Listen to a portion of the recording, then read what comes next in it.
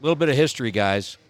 The first job that I ever held in Amarillo, Texas, growing up, 10 years old, I was a bat boy at the Gold Sox. Nice. All right. Nice. That's what we're talking about. So we go back. All Uniform and everything. Awesome. Little BB on the back. Oh, yeah. The number? Yeah. I like it. Yeah, I was a little bit wider than that, so they could put the whole thing, Bat Boy. From the sodpod.com studios, telling stories from around our little piece of Texas. Ooh, baby. This is the Doghouse Podcast with Michael, Chase, and Seth. Hello. Talking all things baseball in the Yellow City. All right, Sod Poodle Nation, welcome and thanks for tuning in. Very exciting episode coming at you today. We've got Mr. Patrick Swindell here, the owner of Esquire Jazz Club. We are here at Esquire on the front patio here facing Polk Street. We're at 626 South Polk. Thank you for having us. We appreciate it. Thank you for being here. If you've been following the podcast for a while, there's been a guy that we've been really excited about to hear or to get to Amarillo, and it's finally happened. So, Chase, we'll let you do a little introduction on our newest Sod Poodle. Sod Poodle, yeah. I believe he's the Padres' #1 overall prospect Absolutely. right now. Number 3 overall. Number 3 overall. He's the real dill pickle. On MLBpipeline.com. Lefty with great stuff. He's, 20 years old right now? 20 years old. AA? The third overall pick by the San Diego Padres at $6.7 healthy $1 million. It's a lot of quiche. Yeah. For someone whose age ends in teen upon signing. Show. I was at the game where he made his AA debut. Were you on hand, Michael? Yeah, so no. Yeah. But So no. You weren't either, though. Yes or no? No, I was. Yeah, no. His AA debut was in Frisco. Yeah, no. It was. Okay, I'm sorry. No, I'm sorry. His home debut. Hodgetown debut. Yeah. My bad. Okay, so his Hodgetown debut. Y'all didn't go to we were Springfield to on watch his hand. debut? No, we didn't go to Springfield. Mackenzie Gore, so his first start for the Sod Poodles, fantastic outing. He's coming in with his ERA under 1 from Lake Elsinore. 1.09, wasn't it? Somewhere right around around 1.09. 1. Yeah. Or 1.02. I don't know. 1.02. Yeah, 1.02. Really, really, really low. Yeah. Yeah. And after his first start with the Sod Stupid. Poodles, he was running a .96 ERA, I believe, .92. Okay. AA. Really rough outing at Hodgetown, his first outing. So He 4 got hit innings, around a gave up little 7. bit against the Naturals, but then he bounced back his next 2 starts and was spectacular. Yeah. So and that just goes to it's- show you what kind of head Mackenzie Gore has on his shoulders. To be a young professional baseball player like that, and to take giving up 7 runs in 4 innings in stride. Highly touted prospect, #1 in the Padres organization, number 3 overall. The eyes are upon this kid. You remember the Walker Texas Ranger song? The eyes of Texas are upon you. Isn't it like the UT fight song? It's also the Is UT that fight like- song. Yeah. Is it? Yeah. Let's edit that Yeah. part out. Yeah. Scratch that. But, I mean, Mackenzie Gore coming in and dealing the ball that he's been dealing for a 20-year-old is unbelievable. Mackenzie Gore out of North Carolina, drafted out of high school, just such a highly touted left-handed pitcher. I love his style. One sweet leg kick. God, he He's brings got that the Nolan. leg He's so got high the up. Nolan Ryan leg Yeah. kick. Like he's basically kissing his knee. Old It school is pitching, awesome. and I like- love it. I'm going to touch my ear. I'm going to reach back and throw about hundo. Yeah, nothing but respect for Mackenzie Gore. His first outing in Amarillo, so we're there. We're watching him warm up. In center field, they've got the pitch clock, right? The pace of game clock. Yep. Well, before the game, they've just got the time, the Central Standard Time out there.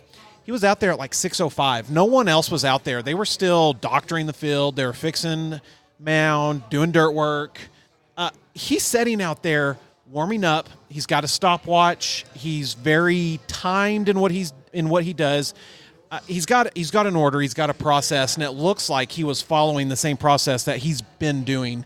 And I think if you remember, that's something Fernando Tatis alluded to, is you get called up for a reason because you're doing something right. So don't stop your process. You remember Tatis Jr. saying that? Yes. He said, you got called up, don't change your ways.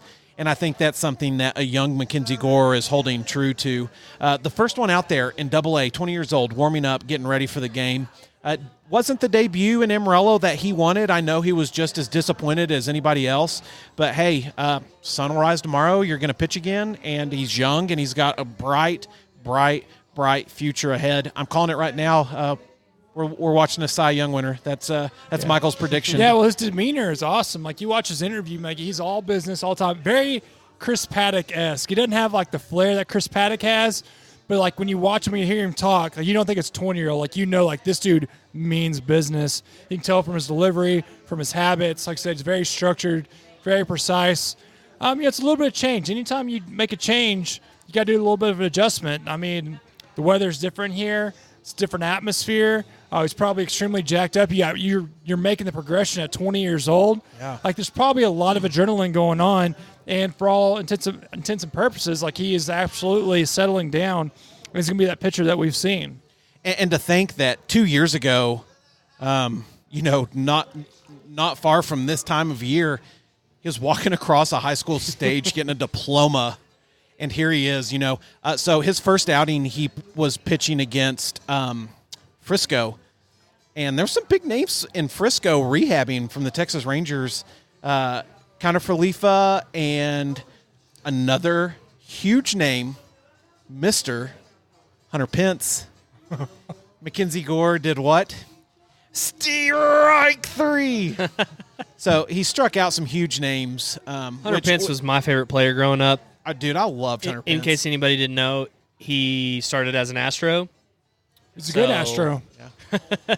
He's kind of the tail end of he was the main guy that I grew up watching. He's on the tail end of those really good teams with the Killer Bees. Mm-hmm. So, I'm glad Mackenzie Gore got that in his system, though, to come up from Single A Lake Elsinore and come up to Double A Amarillo Sod Poodles to face those big league batters that were rehabbing in Frisco like he did and throw some dominant pitches at those guys. That's got to be a confidence booster. Hunter Pence, All-Star, MLB All-Star 2019. That's a big deal. And a lot of people are saying, well, Hunter Pence isn't 100%. Hunter Pence isn't 100%. I mean, clearly he wasn't 100% because he was playing Double A Frisco. Hunter Pence is still Hunter Pence, okay? Absolutely. And let's be real. I believe it was 3 days after Mackenzie Gore faced Hunter Pence. He got called back up to the Rangers. So you can't tell me that Hunter Pence wasn't going 90% in Frisco. Yeah. He did hit one to the wall in the right center gap and, jogged to first base in that series. But, softball right there, baby. Yeah, that's right. That's me playing softball for sure. We've been talking about Mackenzie Gore for months. We've been so excited. And to finally have Mackenzie Gore in Amarillo, selfishly, we hope that Mackenzie Gore stays for a while.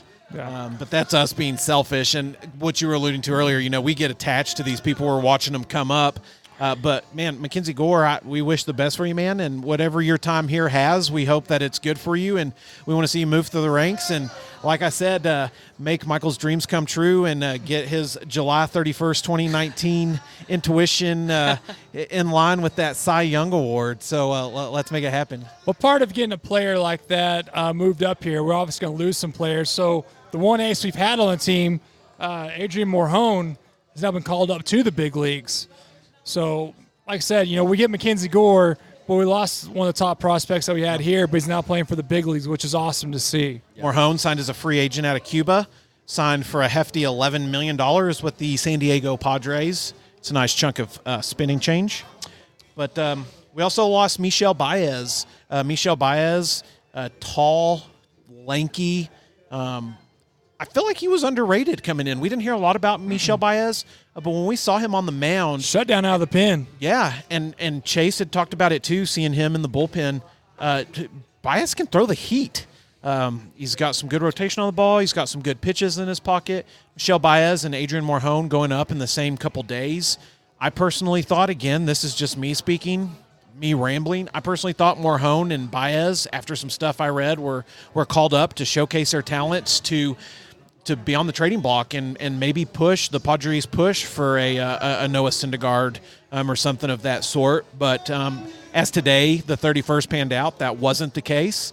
Morhone's been throwing strong, and Padres minor league pitching is stacked. Yeah. Golly, it's stacked. How many people can throw 100 in the system? Munoz was throwing 104, and he's up there.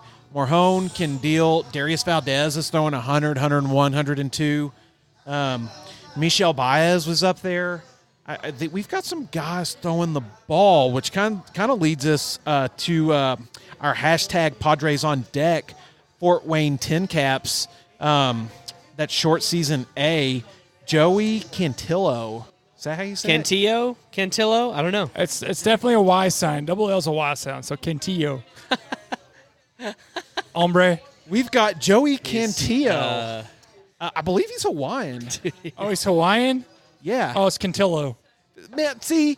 I have no idea. Man. I have no idea. You don't know. I don't know. Nevertheless, Joey is the 19th rated prospect in the Padres organization. He's 19 years old. He's got the lowest ERA in the Midwest League at 2.09, the lowest whip at 0.88, and the lowest average at 0.79. Second in strikeouts, 115. The dude's killing it. So we've got to keep this guy, this Padres on Deck guy, on our radar because of the way the pitching is in the Padres organization. We're going to see this guy come through Amarillo. I'm telling you, it's unbelievable at the pitchers the Padres organization has. And to see some of the names like Buddy Reed, Baez, Morhone, to be tossed around by these MLB writers on who could maybe be included on trades is awesome. I mean, we've got guys that are being talked about all the way up in the show that could be possible trade options for big league talent like Noah Syndergaard. Again, I thought would be here. And when I say here, I mean in the organization. And when I say the organization, I mean Padres. I got caught off guard at work today, and I was like, we traded Logan Allen. And I'm a diehard Rangers fan, and I'm like, I just said we. I just said we. We're Padres. Yeah. I feel like I need to get Poods. a San Diego hat or something. Poods, now we're Padres. No, we're not Poods. Pood to Padre. No. All right, guys, welcome back to Esquire Jazz Club. We're about to order 3 Woolworths and jack this podcast up to 11. It's going to be good stuff, man. Guys, again, we're at 626 South Polk. We're at Esquire Jazz Club. Doors open at 4 o'clock, guys. Come out here and get a fantastic drink. Happy hours from 4 to 7. However, on Wednesdays, which today is Hump Day. happy hours extended from 4 to 11.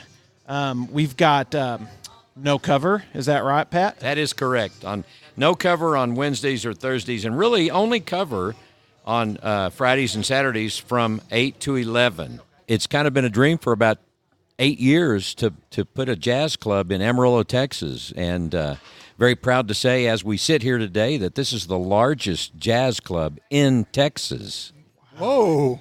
Impressive. Yes, in Amarillo, Texas. That's right. Largest jazz club in the state right here in Amarillo, Texas. That's right. We had a guest artist here last week from Los Angeles, a jazz clarinet player, who walked in and said, as he was introduced, he said, folks, I did not believe it when I was told that what the seating capacity was here. He said, because there are no jazz clubs in Los Angeles that are this big. Wow. Well, we do everything bigger in Texas, that's for sure. That's right. Yeah. That's exactly what I told him. We do things big in Texas. Oh, that's awesome. That's a great compliment. That's also great. Like, Texas does a lot of things well. We do clubs well. We do bars well.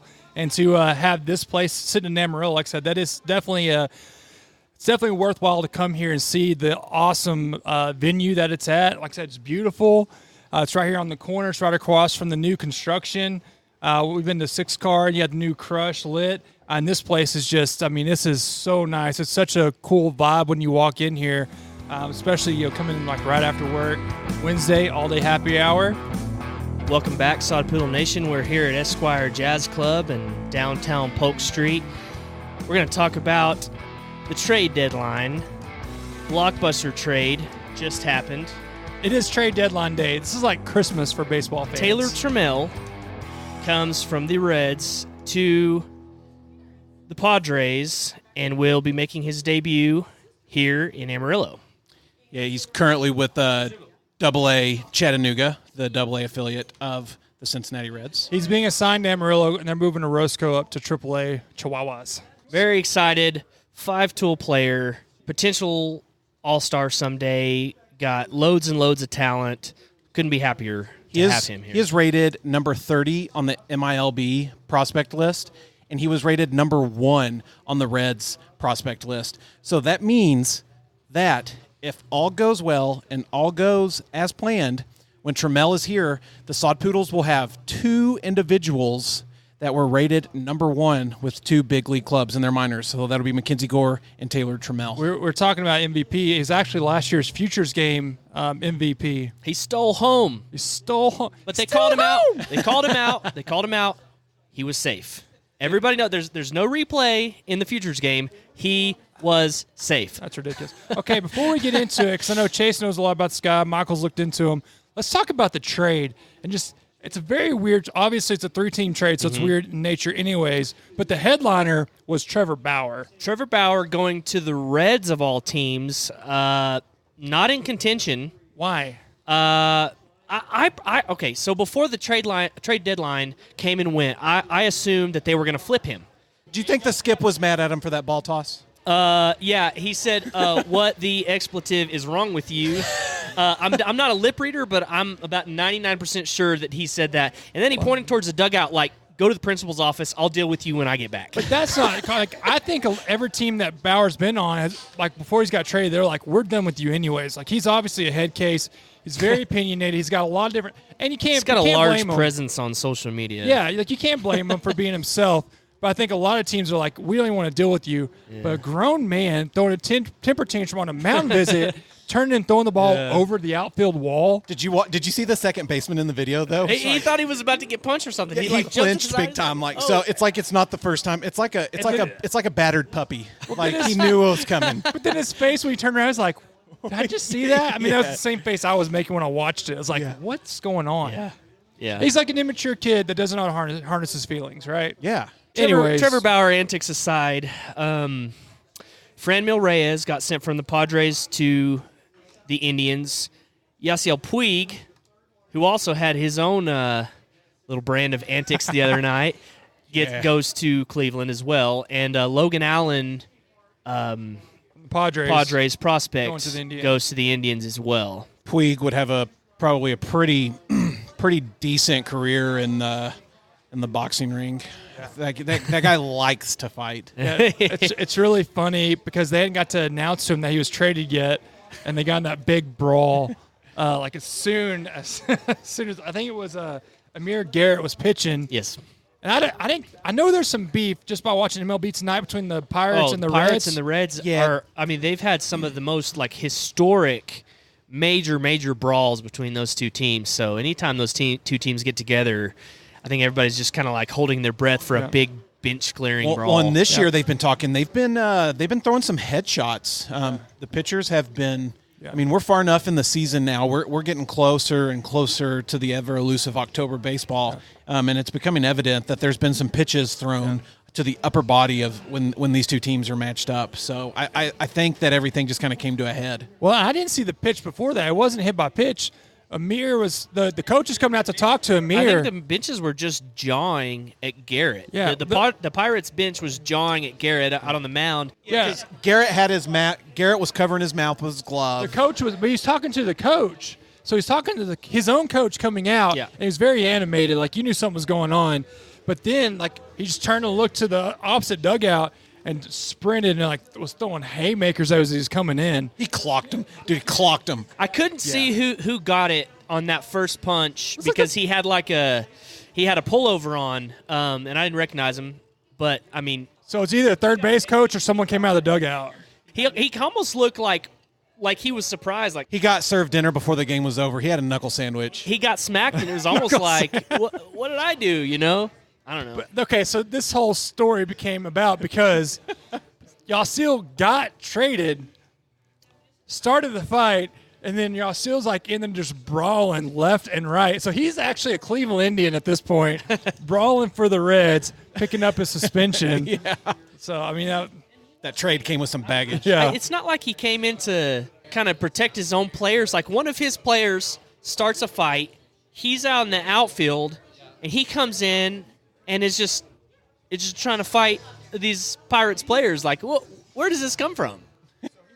It's not the first time the benches have cleared between these two teams either. This season, I mean, it's been multiple times this season. It was just a crazy. It's a weird trade. It's a weird headliner. It was a weird trade. It was weird. We picked up a great player. We're looking at contact rate for what's his name, Chase? Is it Taylor Trammell. Trammell. Yes. He's got like an 85% like contact rate on all pitches, 89% in the zone. He has like a 6% swing and miss. So like this dude is like contact city. He's going to fit right in with Owen Miller. Oh, for sure. His batting average this year has not. He moved up to Double-A this year. It's the Chattanooga It's Lookouts. like in the 230s, 236 maybe. He can play center field. He's got the arm to play right field. Super athlete. He's super athlete. Yeah. Some more facts on Trammell, who hopefully after everything pans out, we will see here in a Sod Poodles jersey. $3.5 million. He was the 35th overall pick by the Reds in 2016 and had a chance to play football at Georgia Tech. I'm going to throw this out there. This is 100% personal opinion. But if I have a chance to go play football at a D1 school or maybe even baseball at a D1 school, but also have the chance of making $3.5 million, I'm going for the cash. Every time. My personal opinion, I don't know why people contemplate that, but I mean, more power to you. College will always be there. $3.5 million. It's a gamble because some guys you see turn that signing bonus down, go play a couple of years at a D1 school, tear their ACL. Well, yeah, I mean that's always a. It's the risk I'm not willing to take. It's a risk, but at the same time, you may go from 35th overall to 5th overall True. after playing 2 years at a place like Oregon State. Kyler Murray. Kyler Murray was a first-round pick. Turned it down, became a stud, and was a 7th overall. Was it 7th? I think it was 7th overall pick to the A's. He was a top 10. 8th top overall, 10, I think. And but then got somewhere more money around to there. play quarterback. Until he in the gets NFL. crushed. He is so small. Kyler Murray is going to get demolished in the NFL. He does not have a line. For him, it's guaranteed money right away, as opposed to playing in the minor leagues making peanuts. But at the same time, he makes it to the major leagues. He's got a chance someday, maybe at Mike Trout, Bryce Harper money. By the way, $7 million peanuts. Who are we talking about? Kyler Murray. I didn't even know OU had a football team. What? We've got Mr. Patrick Swindell here, the owner of Esquire Jazz Club. We are here at Esquire on the front patio here facing Polk Street. We're at 626 South Polk. Yeah, exactly. On August the 15th, we have on a Thursday night, no cover charge. This is a great deal. The Esquire Jazz Huge Band, which is a 17-piece jazz orchestra. Six saxophones, 5 trumpets, 4 trombones. It's fabulous. You got to come to that. Tennessee Tuckness will be here on the 22nd with Gary Thomason. Also, we have on the 31st, really going again to this with this variety thing. We got Neil Nosselman and Carol Lee Clay here from 7 to 9, do a lot of show tunes. From 9 to midnight, Devlon Jones and the Love Jones Band. Nice. So a lot of great stuff coming up in August and September. So let's have another Woolworth, shall we? Yeah. Thank you for listening to this episode of the Doghouse Sports Talk Show on the Sod Pod. Be sure to check the show notes page. We put a link in there for that bench-clearing brawl the guys referenced with the Pirates and the Reds. Also a link to the Esquire Jazz Club. And from this recording session, we have a lot more to cover, from the trade deadline, more firsts at Hodgetown, and Patrick Swindell sits down again with the guys to talk live music in Amarillo, golf, and, of course, all things baseball in the Yellow City. The SodPod.com studios, telling stories from around our little piece of Texas.